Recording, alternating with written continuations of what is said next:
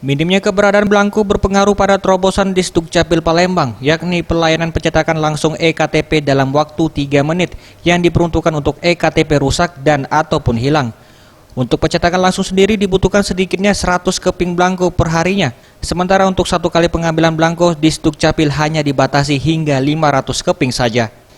Hal ini diterangkan oleh Kepala Dinas Kependudukan dan Pencatatan Sipil Kota Palembang Edwin Effendi, sehingga saat ini pihaknya masih kesulitan untuk menerbitkan KTP elektronik yang disebabkan minimnya suplai belangko EKTP.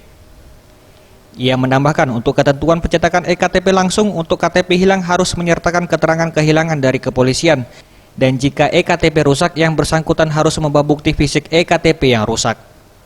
Salah satu terobosan kita di Dukcapil kemarin sudah disolusikan oleh Nadia, akan tetapi hal ini masih terkendala kita dengan belangko elektronik KTP tadi, karena satu hari pencetakan langsung itu memerlukan belangko kurang lebih 100. Kalau diberi 500, 2 hari sudah habis. Tim Liputan Sriwijaya TV.